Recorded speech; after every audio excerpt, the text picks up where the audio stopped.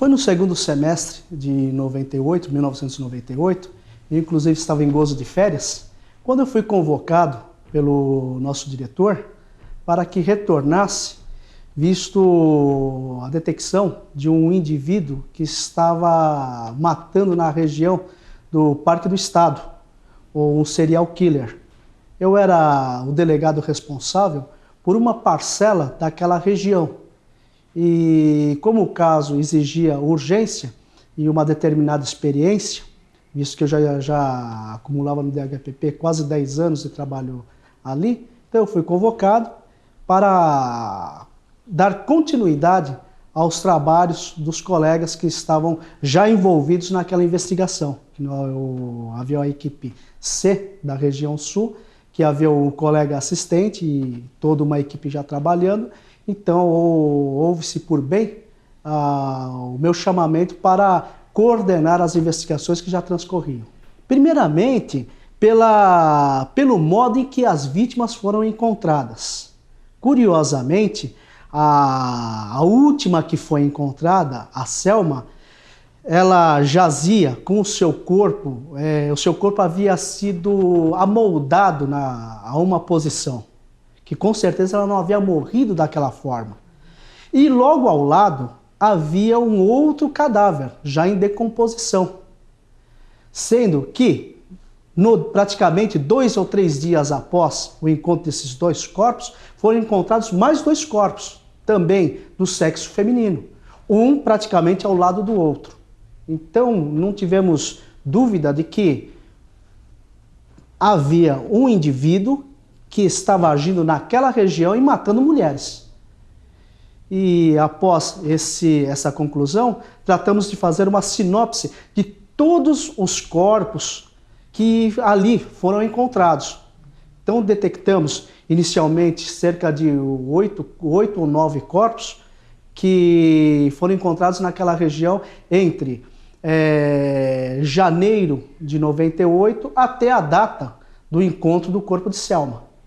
Sim, a última vítima foi o primeiro corpo a ser encontrado, que deu margem então a uma investigação visando a existência de um serial killer. Primeiramente, nós fizemos um apanhado de todas as vítimas que foram encontradas lá, todas as vítimas que foram encontradas mortas. Em seguida, fizemos uma triagem de todas as vítimas que foram violentadas por lá, mas sobreviveram, correto? Então fizemos um grande quadro com o mapeamento da região e ali começamos a pontuar os locais do encontro dos corpos e bem como dos ataques às vítimas que sobreviveram, correto? E as vítimas que sobreviveram deram uma descrição de como seria esse indivíduo. E todos eles, essas descrições eram coincidentes. Um indivíduo moreno, cerca de 30 anos. Elas diziam que foram atraídos, as sobreviventes, que foram atraídos por um indivíduo que prometia uma carreira promissora como modelo fotográfico. E dizia que inicialmente elas iriam fazer um trabalho junto a uma multinacional de cosméticos. Então, todas essas sobreviventes foram atraídas com essa conversa, entre aspas, interessante. E ali, levadas ao Parque do Estado, foram violentadas brutalmente. A própria descrição delas era coincidente. Eram moças de cabelos longos, algumas encaracolados mais longos, morenas, claras ou pardas, e com corpos voluptuosos, com bastante volume.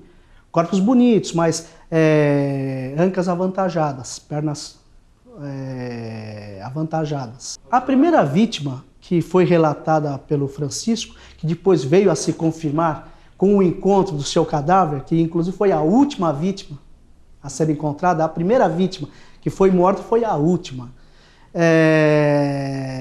Foi após o Natal de 1997, que ela foi abordada na estação Jabaquara, do metrô, pois ela havia passado o Natal junto à casa dos patrões e ia passar o Ano Novo com os familiares. E ela foi abordada no Jabaquara e foi atraída pelo Francisco para o Parque do Estado e aí ali foi estrangulada pelo mesmo e também violentada.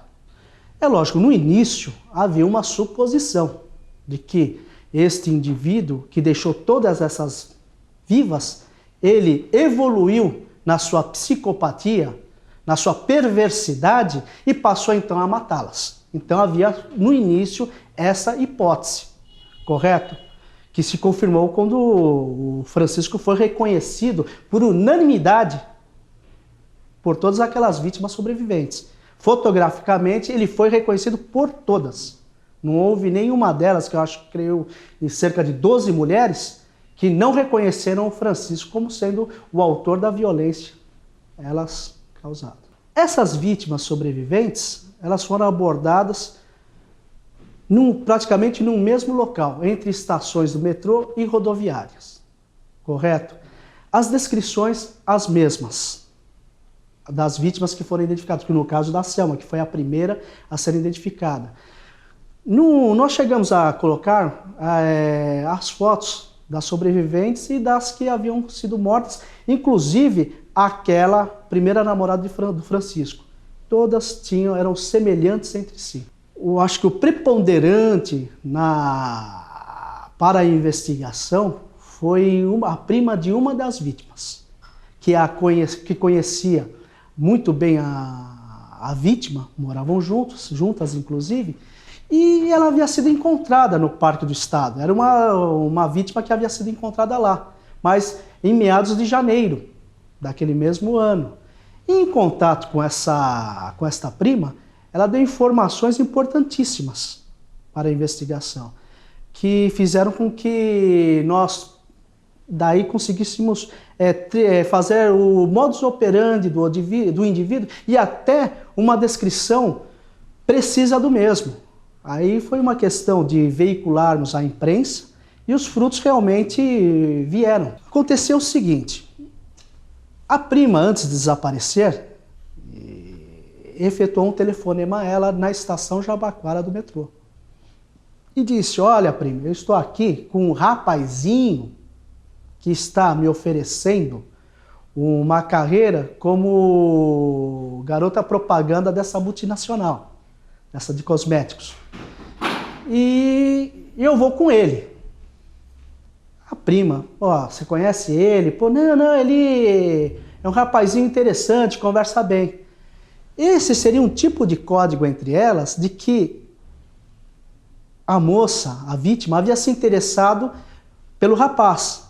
E ela, sabendo o gosto físico dessa prima, ela delineou que provavelmente o rapaz era moreno, cerca de 30 anos, certo? E teria um físico bom. Então daí nós pegamos essas informações a ser modelo fotográfico da multinacional. Provavelmente um indivíduo de cor morena, parda, cerca de 30 anos, que era a idade da moça, correto? E passamos a veicular. Isso era uma abordagem muito tranquila, uma conversa agradável. Algumas relataram que havia realmente uma câmera fotográfica, certo? Então ele conseguia atrair para si a atenção dessas mulheres. A maioria delas eram tidas como desaparecidas ou como corpos que foram encontrados, mas com autoria desconhecida. O que deu margem à conclusão de que havia um matador em série foi o encontro de Selma, da última vítima, ao lado de um outro corpo também do sexo feminino. Estava ali bem próximo mesmo, bem próximo um do outro. E dias após o encontro de outros dois corpos na mesma situação. Só que nesse caso os dois corpos estavam em decomposição, um próximo ao outro. E em mais ou menos uma margem de 500 metros entre o último corpo encontrado, o corpo íntegro encontrado, o primeiro corpo, perdão, encontrado, que era o da Selma e da desconhecida, cerca de 500 metros um do outro. Não, esse daí também é uma história terrível. Nós encontramos o corpo dela já esqueletizado e parte dele estava amarrado a uma árvore. E o Francisco, Foi muito depois, esse último corpo foi encontrado praticamente em 1999. Mas era preciso, no interrogatório do Francisco, como ele a havia matado. Ele a havia amarrado em uma árvore, um tronco de árvore, e ali ele havia asfixiado com um cordão. E foi dessa forma que foi encontrado. Embora já estava esqueletizado o corpo e automaticamente caído uma parte ao solo, uma parte dele estava realmente junto à árvore. O quadril estava junto à árvore. Então, nós tínhamos ali uma resenha de moças que haviam desaparecido, e chegamos à conclusão de que se tratava de uma vítima que havia desaparecido em dezembro. E, coincidentemente, ele fez uma descrição dela de um sutiã. E esse sutiã foi encontrado próximo ao cadáver de uma das vítimas, que havia sido encontrado anteriormente.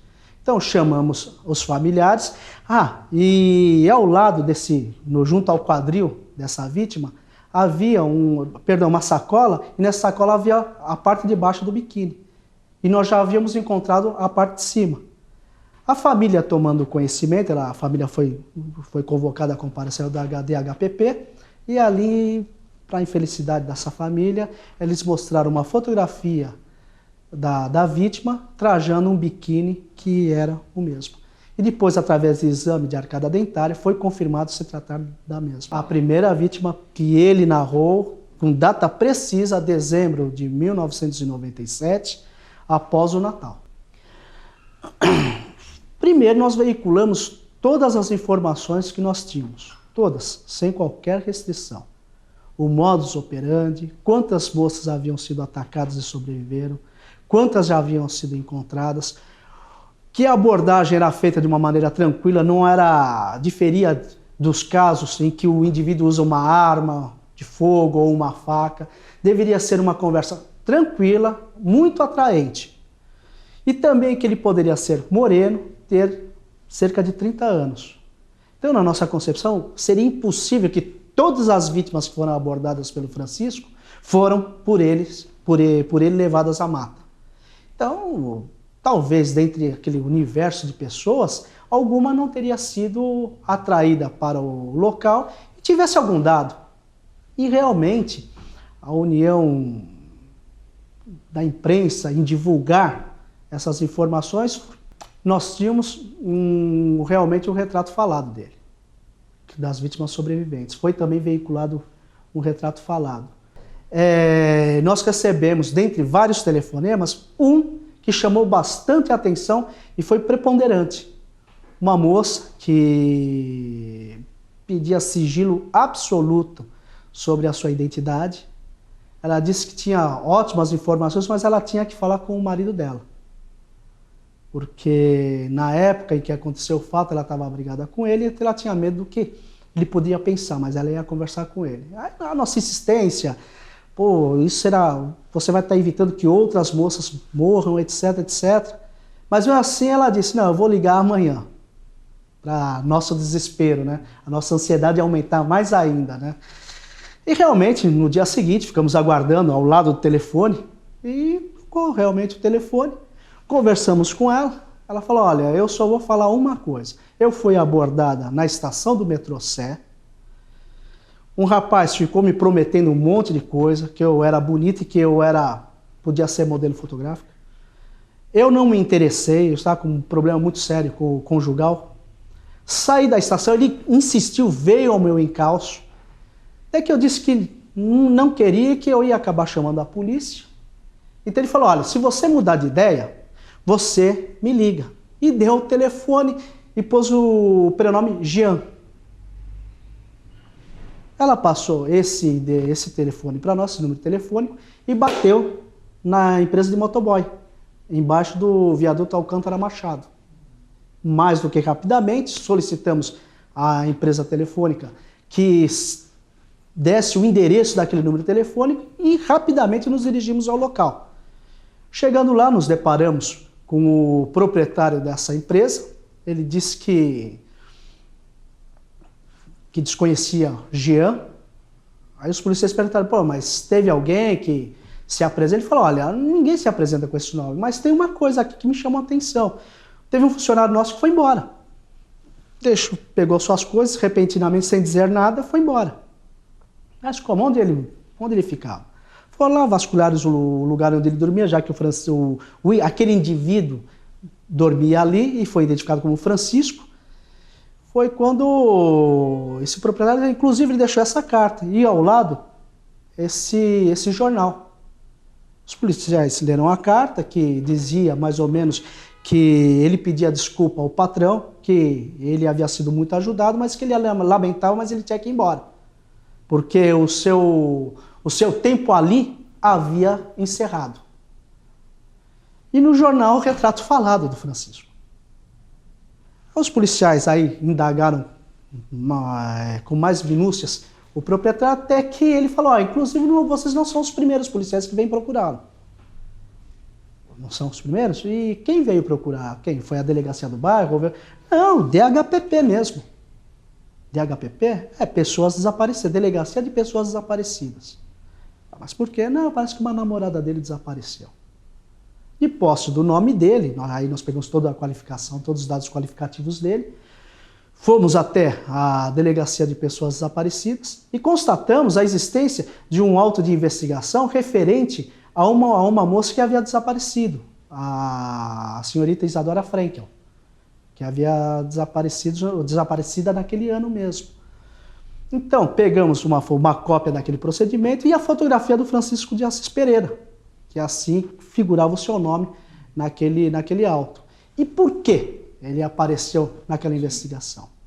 Porque ele foi efetuar compras em lojas especializadas em patins, surf, etc. E foi emitir aquele cheque, que já estava assinado. A moça, naquele instante, falou, olha, dá para você colocar o seu RG na parte de trás do cheque? Ele, na hora, creio eu que tenha se atrapalhado, porque não esperava esse tipo de exigência, ele colocou o seu próprio RG. Então, o que ocorreu? Os policiais identificaram nessa investigação o Francisco. Ele foi trazido à delegacia, foi exaustivamente interrogado, ele alegou que era a namorada dele. Os policiais não tinham outros subsídios, mesmo porque a moça ainda continuava desaparecida, não havia um cadáver que comprovasse um homicídio, então ele foi liberado. Ele foi liberado e as investigações prosseguiram, correto? Quando nós chegamos nessa documentação investigativa que tramitava, nós ampliamos a foto do Francisco e eu e o investigador-chefe da equipe fomos nas residências de todas aquelas vítimas sobreviventes. E realmente, no primeiro reconhecimento foi, não sei se eu posso dizer dessa forma, emocionante e empolgante ao mesmo tempo. Porque a moça estava no horário do almoço, ela trabalhava numa clínica, nós aguardamos. Com a chegada dela, nós fomos apresentados. Só, creio, talvez até mais alguém que não vão encontrar o indivíduo que me violentou. Conversamos com ela, tudo. Ela, naquele momento, chupava um sorvete, quer dizer, estava muito à vontade, talvez nem crendo que houvesse algo importante a ser dito, né? Nós espalhamos várias fotografias de indivíduos que eram indivíduos fotografados pelo DHPP, fotos também de ex-funcionários da empresa de motoboy. Foi quando ela olhou a foto, deu um sorriso e foi direto. Esse daqui, do Francisco. Naquele momento, para nós já sabíamos que ele era suspeito no desaparecimento de Isadora Frenkel, correto? Havia se evadido quando a imprensa veiculou o retrato falado. Aquela carta que era comprometedora, fazendo a ligação de tudo isso. Olha, na hora, eu e o investigador, até hoje, em recordar, a gente fica... Sabe, era um misto de alívio, de euforia.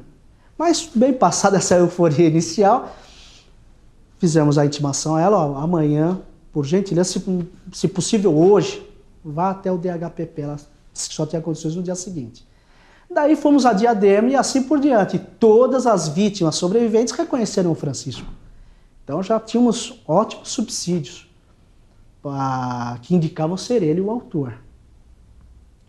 Continuamos trabalhando normalmente, com o intuito de procurar. Fomos até Guaraci, procuraram lá, que era a cidade natal dele. Ali ele não foi encontrado, já há um tempo que ele não aparecia. Coletamos mais subsídios sobre ele, que ele era tido como o Chico Estrela, Chico Patinador, um exímio patinador que tinha ido de Bauru até Aparecida do Norte patinando, etc, etc.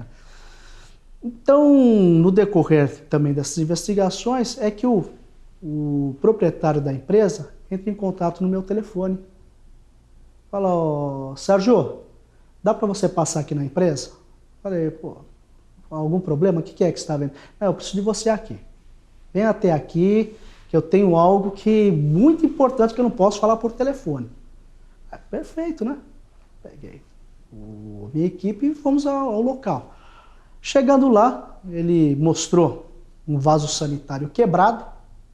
Parece que tem um vaso sanitário quebrado. Eu falei, não, o problema é o que tinha nele. Eu falei, como assim? É que o vaso sanitário, o problema começou a não funcionar. A gente dava descarga, tá, aí nós chamamos o encanador falou, tem que tirar. Arrancou, pô, olha o que tem aqui dentro. Havia um fragmento de osso bovino, de costela de bovina, e havia um documento, uma carteira de identidade ali. Mas eu falei, arrebenta isso daí, quebra isso. Eu falei, pô, eu pago o vaso sanitário. Aí paguei, quanto que é, já paguei, falei, marreta nisso. Quebrado o vaso sanitário, para nossa surpresa, e mais um momento de euforia, estava ali um fragmento, mas plenamente identificável, da carteira de identidade da Selma, a última vítima, o Francisco. Aí nós não tínhamos dúvida de que, pelo menos, assassino da Selma ele era. Então, com mais firmeza ainda, podíamos afirmar, e suspeito das demais mortes. Muito bem, fomos a Bauru, Guaraci, Mato Grosso, porque ali naquela região morava um tio dele que era suboficial do Exército. E tinha-se suspeito que ele poderia estar lá. Sim, nós tínhamos a fotografia dele, tínhamos muitas informações que ele era patinador no Parque do Estado, no Parque do Ibirapuera, era muito conhecido ali pela sua habilidade em patinação. Conversamos com pessoas que tinham amizade com ele, inclusive uma das moças foi vítima de uma tentativa de estupro por parte dele. Essa moça foi entrevistada, contou como tudo havia acontecido, que ela foi atraída porque ele disse que havia um ringue de patinação ali no Parque do Estado. E ali ele quase a violentou, só não conseguiu porque ela veio a morder o seu órgão genital. Senão ela seria uma vítima também. Não sei se eventualmente seria até morta, porque ela o conhecia, né? Ela correu um sério risco de ser morta.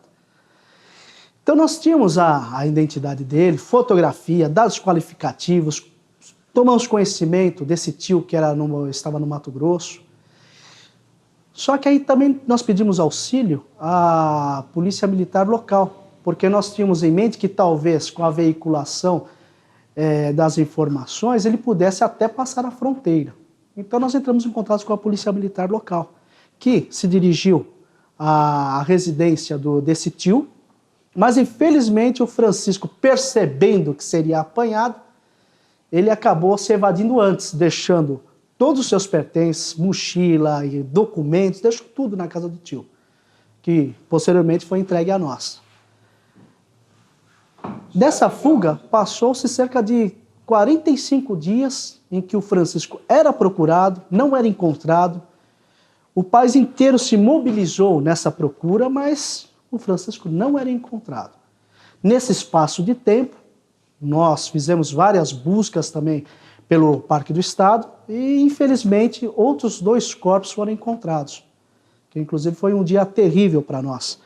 Nós estávamos desde cedo naquela mata, então com o entardecer, fazíamos diligências com o Comando de Operações Especiais da Polícia Militar, que é especialista em diligências em matas. Foi quando eu ali conversando com os policiais, um dos PMs grita: corpo, corpo! Ó, corpo. Aí estava o oficial falando: acharam um corpo, que é o nosso código é gritar corpo. Corremos para onde sai aquele grito. Chegamos lá, havia um corpo já decomposto, semi-esqueletizado, aparentemente era do sexo feminino também. Eu já estava com uma equipe de peritos juntos, começamos já a fazer aquele exame inicial no próprio local do crime. Foi quando então, mais um grito: corpo, corpo! Não, já estamos aqui, já achamos. Aí o oficial falou: não, tem mais um. Aí bateu um desespero tremendo. Falei: quantos mais? Quantos mais nós vamos encontrar aqui?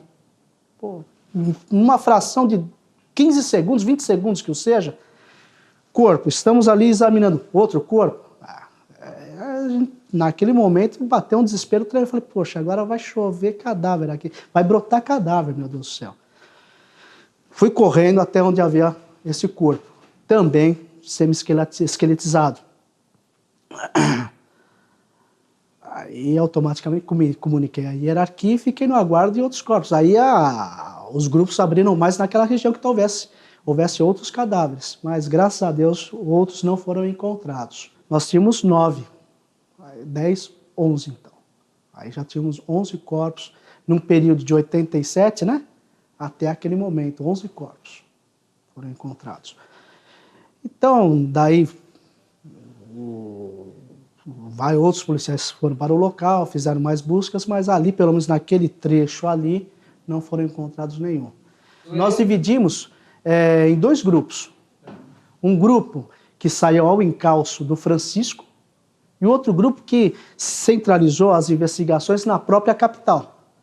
Então, a equipe foi dividida, um grupo checando as informações que chegaram, que eram muitas informações anônimas. O Francisco está em tal lugar, em tal município, em tal estado. Então, havia aquele deslocamento imediato, ou contato imediato com as unidades federativas.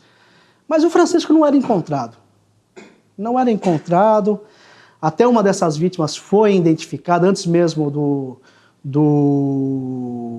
da prisão do Francisco, que também é uma história muito triste dessa moça. Mas então, as diligências estão transcorrendo. Foi quando numa noite, aliás, havia uma das raras noites que eu ia passar em casa, né? Depois que surgiu o caso, porque embora a gente íamos para casa, mas chegou uma informação, você voltava. Então era questão só de vir para casa, tomar um banho, trocar de roupa e retornar. Naquela noite eu estava disposto a descansar, né?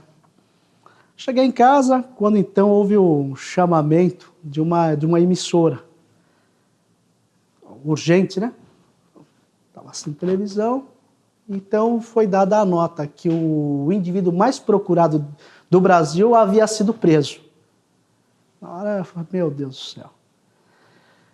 Havia sido preso numa cidade do Rio Grande do Sul, e já havia sido confirmada ser ele o Francisco de Assis Pereira. Imediatamente coloquei a roupa uniforme, né? Terno e gravata, e me dirigi ao DHPP. Ali vários repórteres, o prédio já estava cercado, já entrevista, falei: não, eu tomo conhecimento do que está acontecendo. E realmente havia sido confirmado que o Francisco estava no Rio Grande do Sul. Então imediatamente foi combinado que naquela madrugada mesmo, nós iríamos para o sul, e assim foi feito. Chegamos lá no Rio Grande do Sul, aguardamos um pouco até que chegasse o avião que transportava o Francisco. O Francisco foi apresentado a nós, só que o assédio era muito grande e não houve condições de conversar com ele. Ele só falava: não fui eu não tenho nada a ver com isso, eu sou vítima. Tudo bem. Dentro do avião, né, eu não falei nada com ele, não conversei nada com ele, mas ele tinha alguns objetos com ele, que não estavam em seu poder, sim. Uma mochila pequena. Peguei aqueles objetos e passei a olhar. Havia várias fotos de crianças, ele do lado de crianças, com jovens, tudo. E como havia sido feita uma preparação para o interrogatório do Francisco, eu passei a utilizar daquelas orientações que haviam sido passadas por um psiquiatra forense, muito famoso, por sinal, Dr. Guido Palomba. Vou citar o nome dele depois.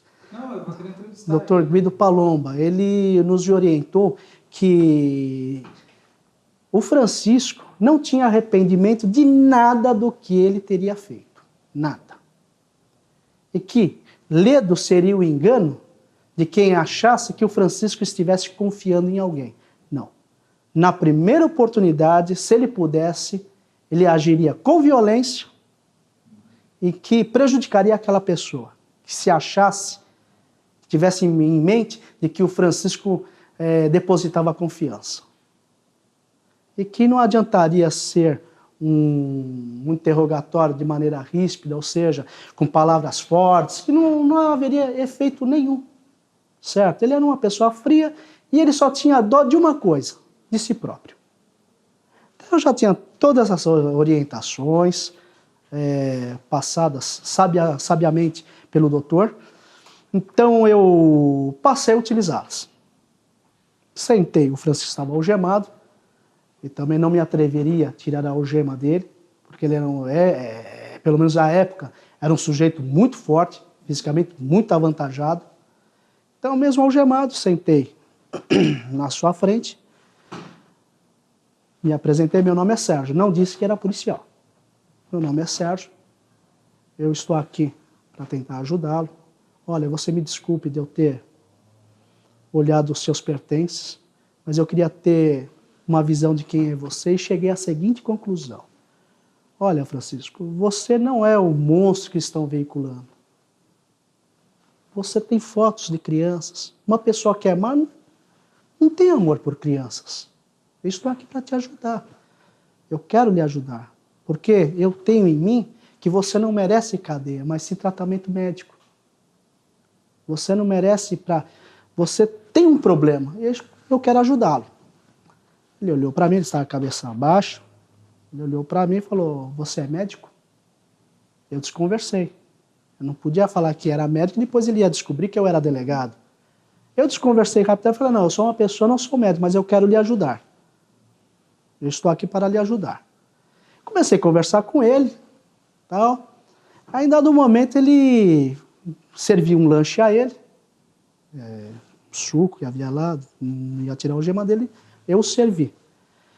Percebi que um dos métodos, pelo menos da minha parte, de investigar, eu não deixo o sujeito acuado. Ele tem que, como dizer, é um facínora que ele é um facínora. Que proveito eu vou tirar, dizer, você é um facínora, um monstro? Não, eu tenho que deixar algo para que ele possa se apegar e confessar.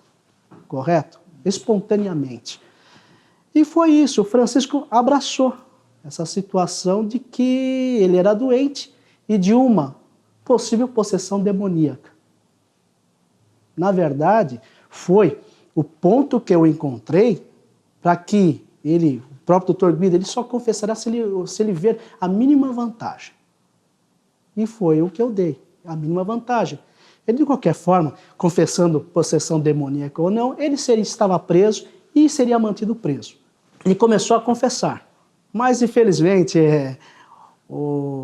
as turbulências, o avião está meio complicado, então não havia condições de ter uma atenção absoluta naquele momento, mesmo porque eu não tinha um gravador naquela hora para gravar a sua confissão. Então, como já estávamos próximos de São Paulo, eu falei, olha, vamos aguardar. Aguardamos, tal, chegamos em São Paulo, aquele assédio todo, tremendo. Fomos até o auditório, uma sala próxima ao auditório, continuamos conversando. Ele começou a falar que tinha pesadelos e que ele acordava todo suado, às vezes urinava, etc., que são vestígios claros de problemas mentais, psicopatias, aliás, não doença mental, mas psicopatia, o desvio de conduta, correto?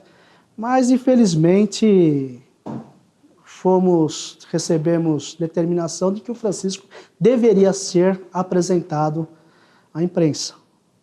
Então, houve uma quebra, mas eu orientei o Francisco, está toda a imprensa aí, que te julga monstro, facínora, mostre a todos que você não é esse monstro. Então, confesse. Ele concordou em confessar. Eu vou confessar, eu tenho que tirar esse peso de mim. Falei, perfeito. Caminhamos para o auditório, foi quando haviam 2 advogados ali, logo na entrada do auditório, gritou, Francisco, não confia em ninguém, não confessa. Esse cara é delegado. E uma moça foi encontrada essa noite morta. Ele estava algemado para trás, né, mais alto que eu. Nesse instante ele deu aquela olhada, sabe aquela olhada que você sente que o cara, se ele pudesse, eu acho que até seria agredido naquela hora. Olhei para ele e falei, Francisco, eu não falei que eu era médico. Eu não falei que eu era. Ele olhou para mim, sabe como virou o rosto. Aí negou o delito, não fui eu, estão querendo criar um autor, etc, etc, etc. Muito bem, voltamos nesse ponto a estaca zero. Tentei conversar com ele, ele não falava. Outras vezes chegava lá na cela dele, conversava com ele, não, aí já estava assistido por advogados, tudo. Aí acho que transcorreu cerca de 11 dias. O primeiro interrogatório dele, em que ele negou o delito, durou cerca de 9 horas. Nós conversando com ele na presença de 2 promotores de justiça, 2 advogados, um grupo todo. Cerca de 9 horas, ininterruptamente, nós ficamos interpelando-o. Eu dividi o interrogatório em 2 momentos. O primeiro momento, eu indaguei qual a primeira imagem que ele tinha, que ele se recordava na vida dele, certo? Ele falou da família dele, etc, etc. Chegamos na namorada, aí sim, pedi a descrição da namorada, morena clara, cabelos encaracolados compridos, tinha um corpo bonito, tal. Fui coletando informações. Onde ele conheceu, como foi o final desse relacionamento. Ele dizia que a mulher tinha que ser estilo uma Virgem Maria, que ela só poderia ser deflorada após o casamento. Por isso ele começou o namoro com ela, ela tinha 12 anos de idade. Só que, aos 14 anos, ela exigiu que ele mantivesse relação sexual com ela. Então, para ele, conforme o relato dele, foi uma relação difícil, porque toda aquela imagem daquela mulher perfeita, que não tivesse defeitos, fosse pura, caiu por terra, porque aquela menina exigia que ele mantivesse relação sexual. Ele manteve a relação, disse que foi muito difícil para ele, e não deve ter sido a contento da moça, que ela acabou arranjando um outro namorado, acabou casando com esse outro rapaz e teve até um filho com ele. E o Francisco, naquela oportunidade, foi à porta da maternidade gritar que o filho era dele e que ela tinha que ficar com ele. Ela nem sequer quis vê-lo naquele dia, ele foi repelido de lá e nunca mais ele viu a moça. Então, quando ele fez a descrição dessa ex-namorada, essa descrição era fiel à descrição das vítimas, tanto as sobreviventes como as mortas que haviam sido identificadas. Então, encontramos aí o nascedouro dessa revolta dele, dessa perversidade dele. Talvez ele, maltratando essas moças, humilhando, seria uma maneira de punir essa primeira namorada. Inclusive detalhes depois, quando do segundo interrogatório dele, vai estar bem esclarecido toda essa perversidade dele. Até aí, nesse momento, o Francisco falava de uma maneira tranquila, a gente percebia que ele estava bem à vontade. Quando chegamos nos fatos, em si da investigação, ou seja, foi você que matou, onde você estava em tal lugar, por que foi encontrada a foto de Selma nos seus pertences, etc. Aí eu percebi que ele, aí nesse momento ele ficou sisudo. O semblante dele ficou fechado, ele respondia praticamente laconicamente, sim, não é dessa maneira, eu estava em tal lugar. Então aquela espontaneidade dele cessou-se completamente. Daí praticamente não conseguimos mais nenhuma informação. Não conheço, não vi, mas porque tem lá, namorei com ela. Falei, igual você namorou a Isadora Frankel, que agora está desaparecida. Onde está a Isadora Frankel? Era minha namorada. Você conheceu a família dela? Ou seja, ele nunca tinha namorado com a moça. Isadora foi encontrada, foi o penúltimo corpo que o Francisco indicou. Bem, outras diligências foram realizadas, foi conseguida a prisão preventiva do Francisco, já que até aquele momento ele tinha uma prisão temporária, foi decretada a prisão preventiva. Então, quando eu estava retornando do fórum com o mandado de prisão, que ensejaria na sua transferência para um presídio mesmo, foi quando eu recebi um contato telefônico e falou, olha, corre aqui para a delegacia que ele quer falar com você. Mas o que quer? Ele vai confessar. Eu falei, oh, não brinca. Liga a sirene e vamos lá. Como diz a sirene quando é na gíria policial, esganice o rabo do gato. E vamos embora. Chegamos lá, correndo, fui para a carceragem. Falou, oh, eu quero confessar. Era uma sexta-feira. Eu quero confessar. Você vai confessar? Quero confessar. Se importa se eu gravar? Não, pode colocar o que o senhor quiser aí. Tá bom. Ele passou a confessar. Confessou detalhadamente todos os delitos e se comprometeu a levar-nos onde estava o corpo de Isadora Frankel, que praticamente fecharia toda a investigação. Porque os demais corpos nós encontramos. Esse, ele levaria. Então seria o fechamento mesmo da investigação. Muito bem. Na madrugada do dia seguinte, do sábado, nos reunimos um grande contingente policial, todos com carros particulares, alguns policiais com carros próprios, porque nós não tínhamos uma quantidade muito grande de veículos não caracterizados na época, descaracterizados, e fomos para o Parque do Estado. Eu temendo, até pela segurança dele, porque ali nós temos uma rodovia, dá um desespero no cara e pula para a rodovia, acabou o caso. Então eu coloquei algemei ao Francisco um policial grande, de grande porte, pesado, que também evitaria que ele, chegando na área de caça dele, que é onde ele conhece nós, não, ele poderia correr e também dificuldades. Então era um policial grande, ele foi algemado ao lado do policial, tá? Saímos dentro do carro, essa parte você percebe a mudança aí nele, ele estava normal. Quando ele chegou, que nós abrimos o arame farpado, ele entrou, ele mudou completamente. Ele aparentava um animal buscando uma presa. Ele estava assim normal, depois ele fez olhava assim dos lados. Cerrou os dentes. Falei, e agora, Francisco, para onde é? Lá para cima. Seguindo, subindo. Subimos, andamos acho que uns 500 metros mata adentro, havia uma primeira clareira. Aí ele explicou, quando eu entrava, passava pelo arame farpado, eu já estava julgando a moça. Mentalmente ele dizia, sua sem vergonha, e outros nomes, né? Você vem com um sujeito estranho aqui para esse lugar, você não presta. Se você fosse honesta, você não estaria aqui. Eu lhe vi hoje e você está comigo, você vai ser punida. E agora, mato ou não mato ela? Pensando consigo. Quando chegava na primeira clareira, 500 metros adentro da mata, aí ele sentenciava a moça. Você vai morrer. Só que ele não dizia isso a ela, ele passava a agredi-la. Já com socos, pontapés, tapa no rosto, puxões de cabelo, etc. E humilhando mesmo, chegava a cuspir no rosto da vítima, etc. E para desespero maior delas, ele mostrava os cadáveres que estavam próximos.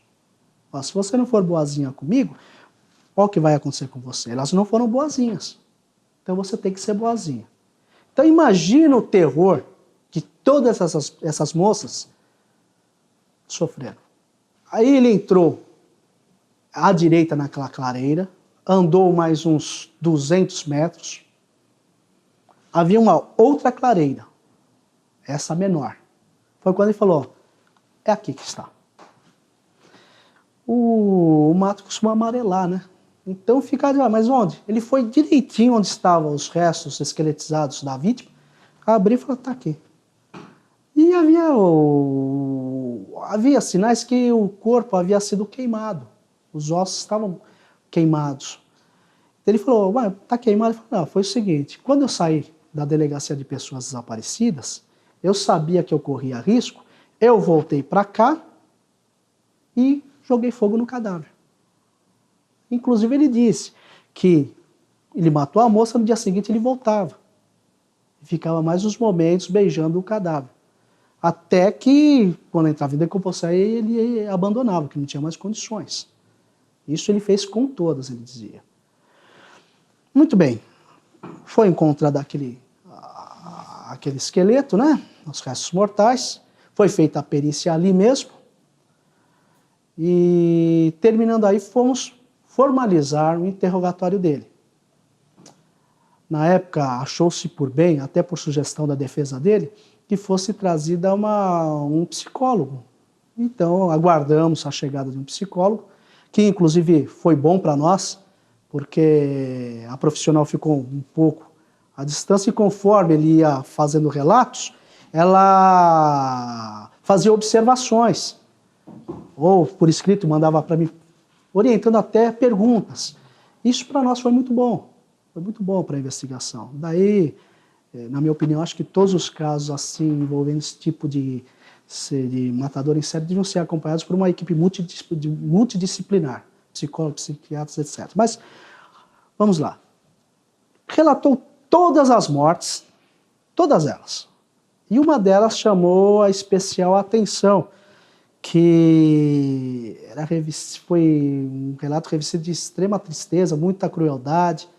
Foi o caso de uma garota, uma daquelas duas que foram encontradas pelo COI.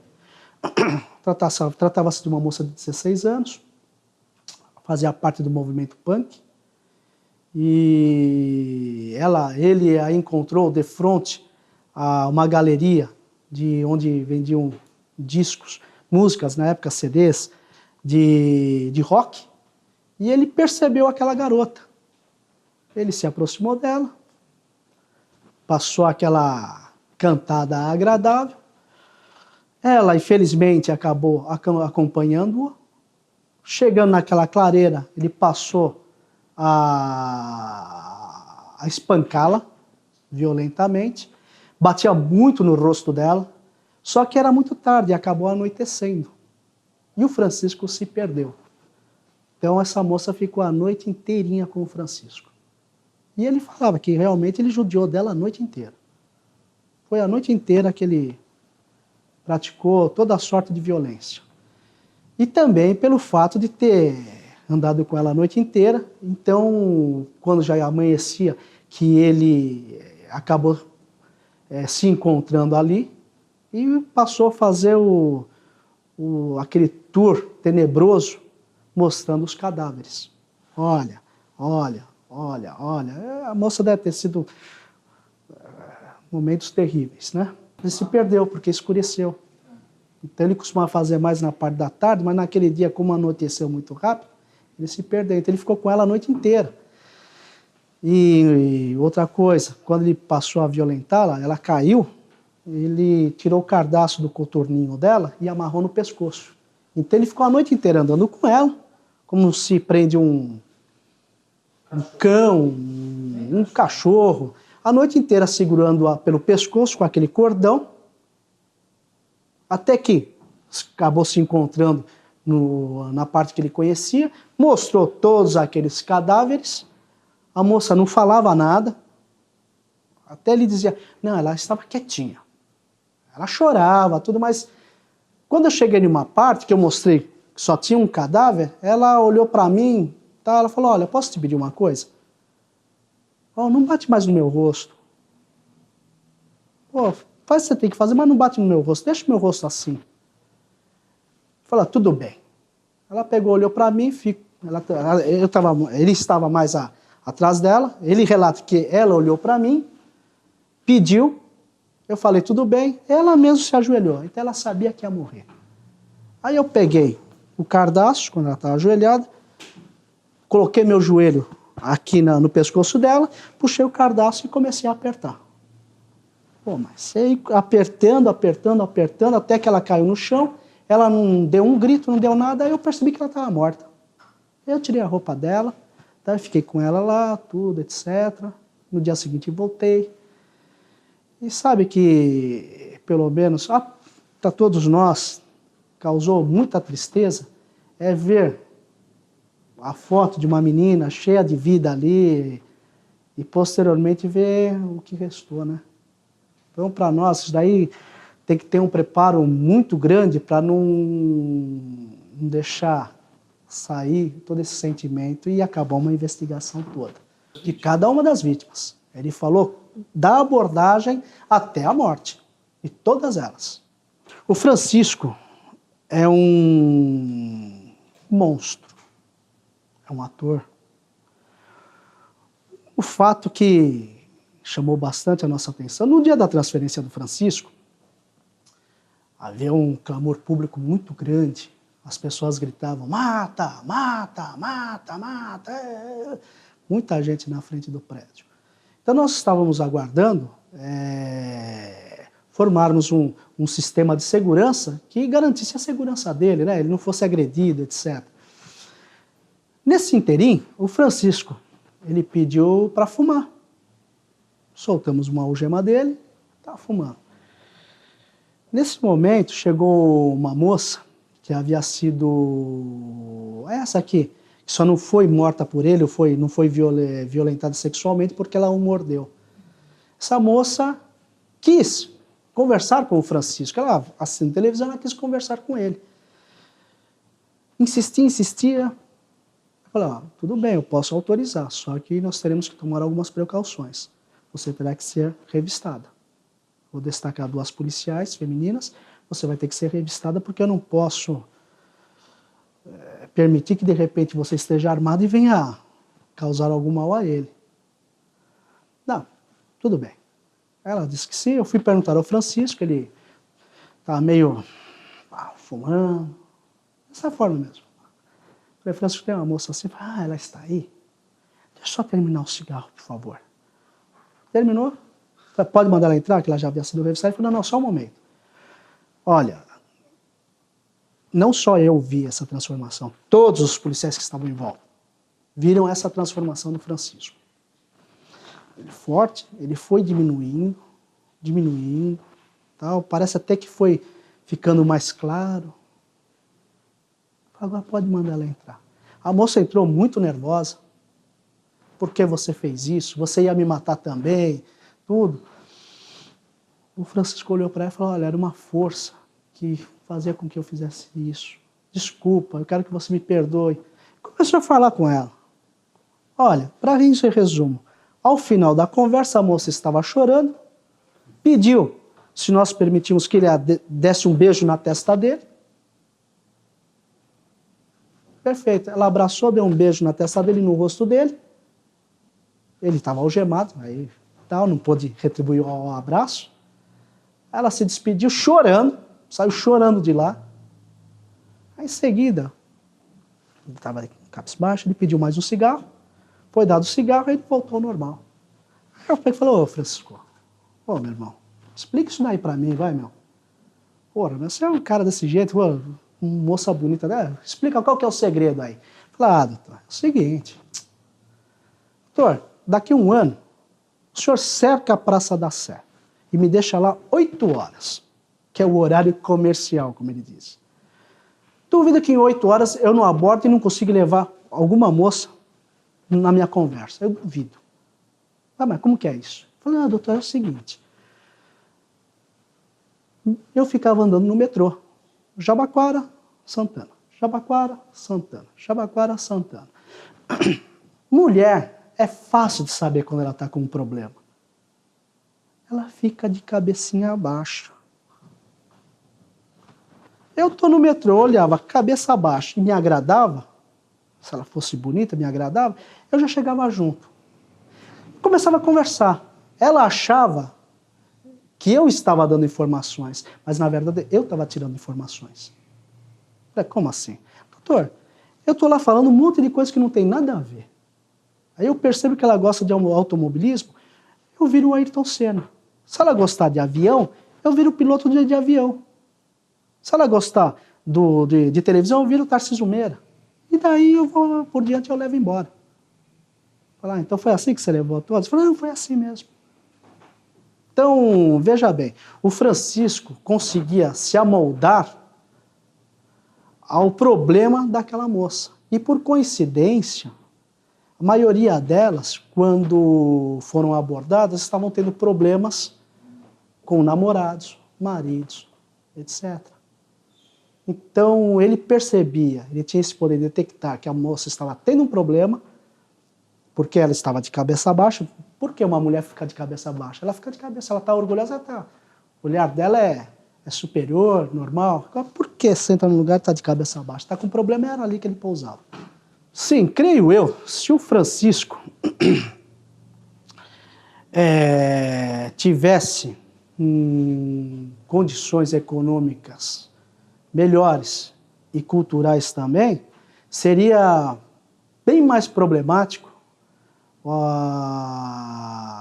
a sua identificação. Seria bem mais problemático. Porque o indivíduo, o perverso, psicopata, ele obedece um ciclo de atuação. Ele chega num lugar, ele observa, ele conhece o lugar, passa a admirar os seus alvos, aí ele passa a agir. Ele age não matando, inicialmente. E depois ele entra no ciclo de matar. Passa a matar, matar, matar, matar. Quando ele percebe que há perigo em ser identificado e preso, ele para. Aí ele muda para outro lugar. Aí começa de novo o ciclo. Então, se o Francisco não tivesse sido preso naquela oportunidade, na década de 90, talvez hoje ele iniciasse um novo ciclo. Francisco era uma pessoa que conseguia chamar para si a atenção, que gostava de chamar a atenção. Era um exímio patinador, fazia verdadeiros shows de patinação no Parque do Ibirapuera, não só lá, mas em todas as localidades por qual passou, tanto que tinha o apelido de Chico Estrela. Na própria cidade dele, ele era conhecido por tal habilidade. Trabalhava como motoboy, tinha praticamente uma vida normal, correto? Era bastante querido pelas pessoas que o rodeavam, tanto na empresa de motoboy como no parque do Ibirapuera. Uma pessoa de vida normal, como qualquer brasileiro, de vida sacrificada, que tem que pegar sua condução para o trabalho, não demonstrava qualquer problema.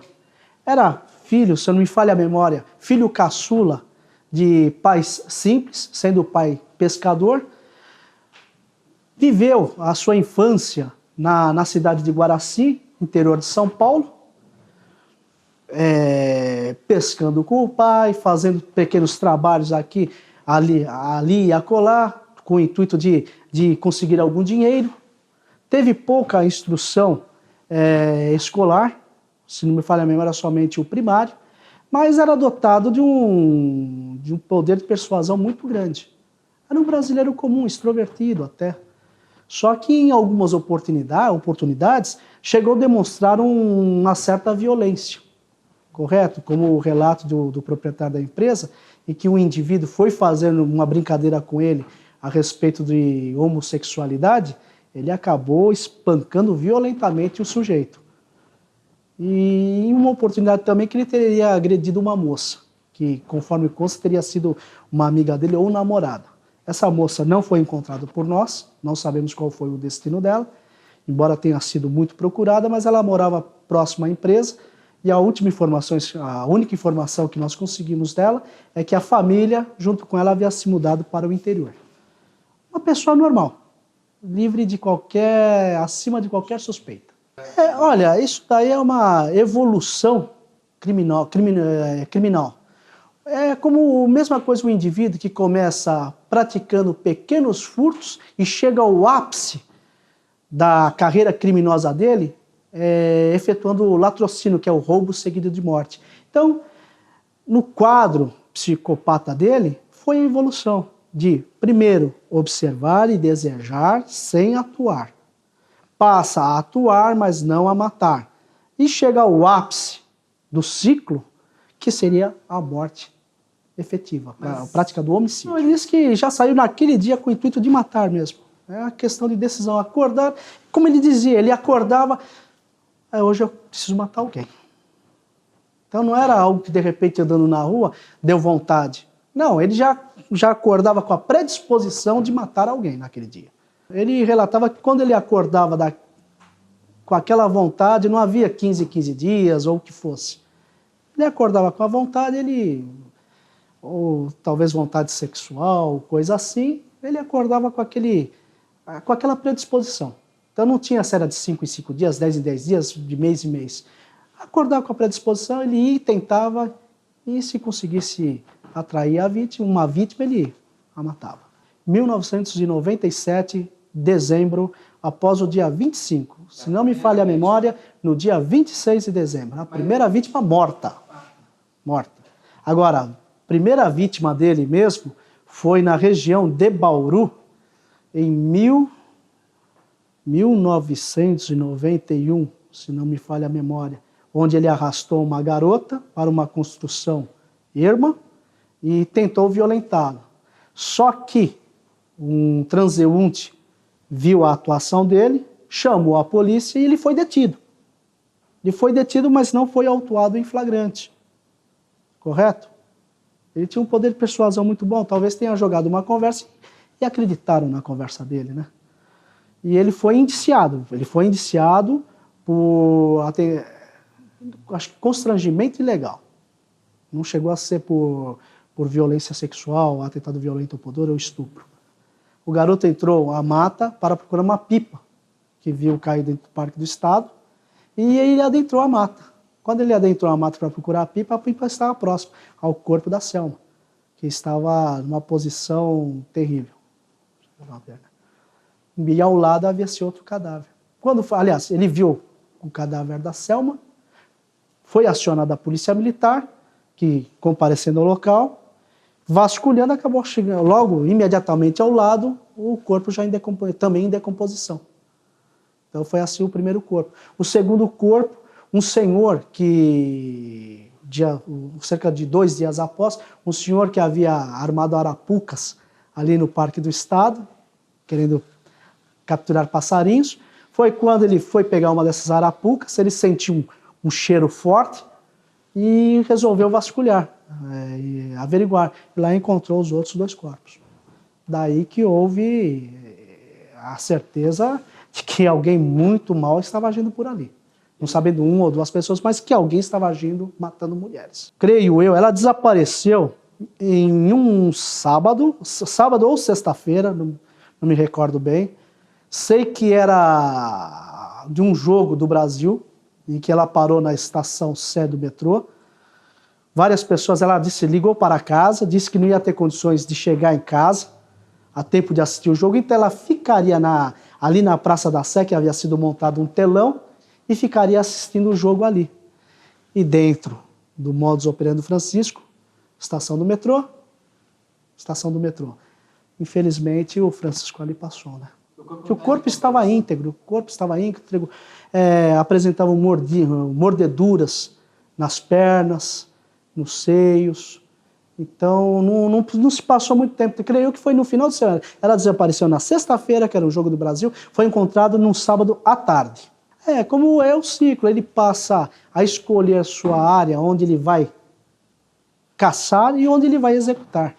E o Parque do Estado para ele. Uma vez também, ele afirmou que lembrava muito a região onde ele havia nascido, que ali em Guaraci é uma área de pesca, uma paisagem muito bonita, árvores, tudo.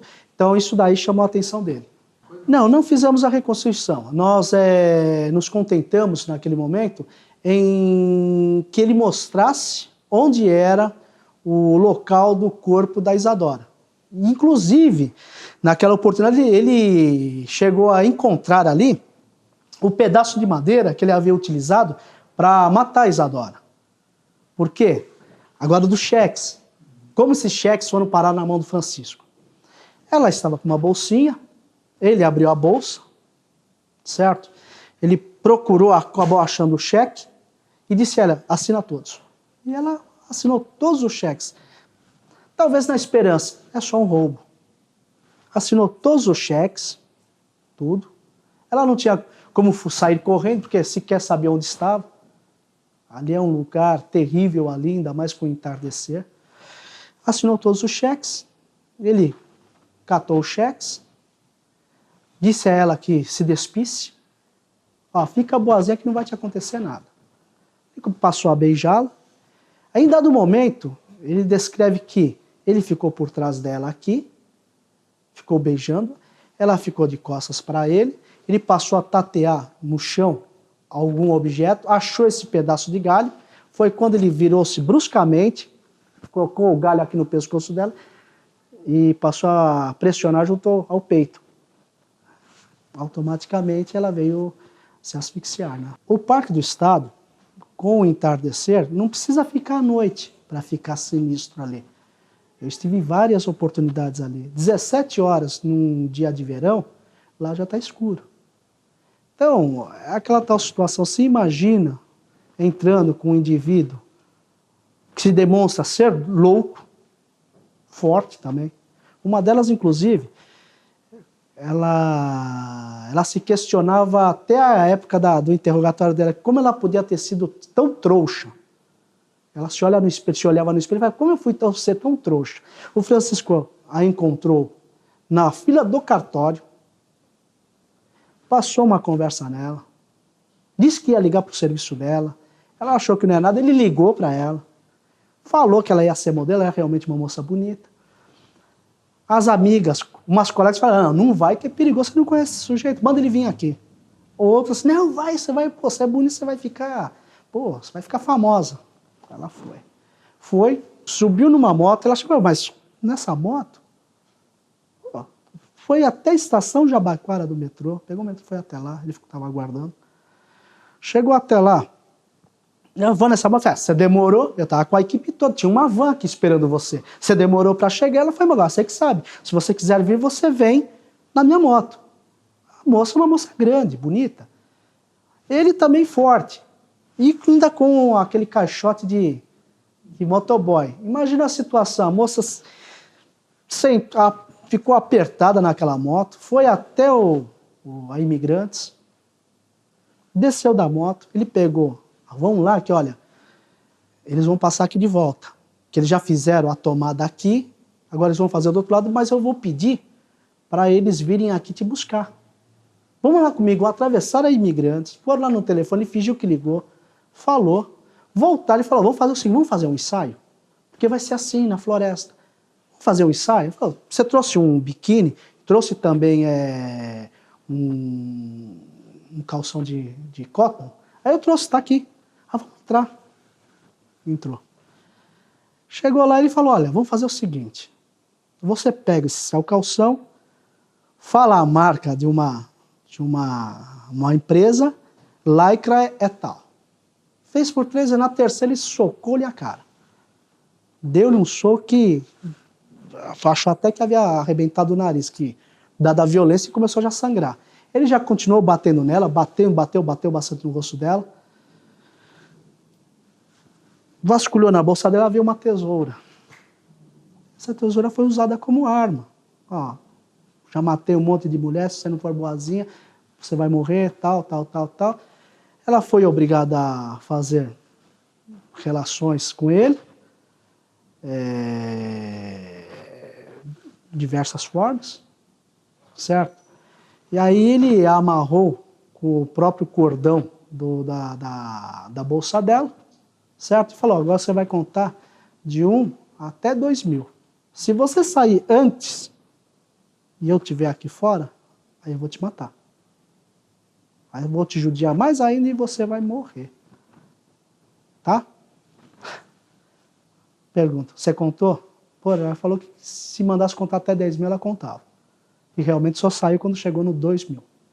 Aí ela saiu, completamente despida, se jogou na frente dos carros, alguns carros desviaram, acharam que era louca, até que passou um ônibus, aí o ônibus parou, pô, o que está acontecendo? O motorista, era uma época meio fria, pôs uma jaqueta nela e levou-a para a delegacia mais próxima, que no caso foi levada até Diadema. Ele não estava no ciclo da morte. Foi antes de dezembro de 97. Certo? Então, há relatos de ataques de 1996. Um sujeito envolvente, com uma conversa boa, ele se adequava à necessidade, à carência daquela moça. Ou também tal situação, quem hoje não se envolve, a mulher, você vai ser famosa, você vai aparecer na televisão, você vai aparecer em outdoor, vai ser famosa, vai para a Europa, né? Infelizmente, ele era tão cruel que mexia com o lado mais íntimo das pessoas, né? Que é o querer ser, né? A vaidade. Após a confissão dele, ele cooperou plenamente.